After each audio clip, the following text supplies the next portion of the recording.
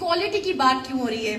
एक बड़ी खूबसूरत बात, अगर आप लोगों ने संविधान पढ़ा है तो आर्टिकल 14 राइट टू इक्वालिटी के बारे में बात करता है, और आर्टिकल 19 से आपकी स्वतंत्रता की बातें शुरू हो जाती है कि आपको फंडामेंटल राइट है फ्रीडम का, आप यहां जाए वहां व्यापार करें।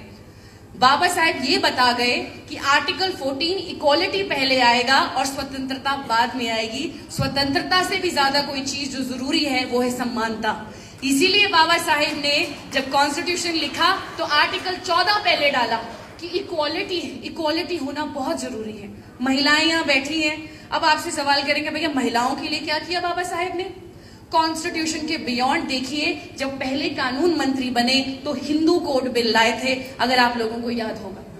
हिंदू कोड बिल में यह बात की गई कि जो आज की सरकारें यूनिफॉर्म सिविल कोड देने की बात करती है कि हम लोग इस तरह का लॉ लाएंगे, चाहे धर्म कोई भी हो, चाहे जाति कोई भी हो, वहां के पुरुष और महिला को एक ही प्रकार का रूल लॉ करेगा, उसको बोलता है यूनिफॉर्म सिविल कोड। अब ये बात आज हो रही है और बाबा साहेब इसको 1950s में कर रहे हैं कि मैं चाहता हूं महिलाओं के अधिकार सुरक्षित रहें। जो आज औरतें डिवोर्स ले पाती हैं, अगर वो एक पीड़ित शादी में है उससे बाहर निकल पाती हैं, सम्मान से जी पाती हैं और मेंटेनेंस भी लेनी पड़ती है, ये सब आपका हिंदू मैरिज एक्ट में बाबा साहेब महिलाओं को तोहफा दे गए। हिंदू सक्सेशन एक्ट में महिलाओं को प्रॉपर्टी इनहेरिट करने का कुछ भी नहीं था। माय डियर लेडीज, हम कुछ भी नहीं है। हम जब शादी करके जाती है तो ससुराल कहता है मायका तुम्हारा, और मायके में लड़की आ जाए तो कहते हैं यहाँ क्या रखा है तुम्हारा, है ना?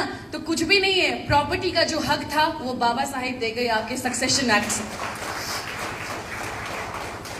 कई बार बच्चों का फॉर्म भरते हुए पिता का नाम पूछा जाता है, मोस्टली पिता का नाम, और ये हक भी नहीं थे औरतों को कि वो उनकी नेचुरल गार्डियन बन सके। माइनॉरिटी एंड गार्डियनशिप एक्ट जो कि हिंदू कोड बिल का हिस्सा था, उससे महिलाओं को ये अधिकार मिला कि वो अपने बच्चे की नेचुरल गार्डियन हो सकती है, पिता हो चाहे ना हो। इस प्रकार के अधिकार बाबा साहेब आपको दे गए।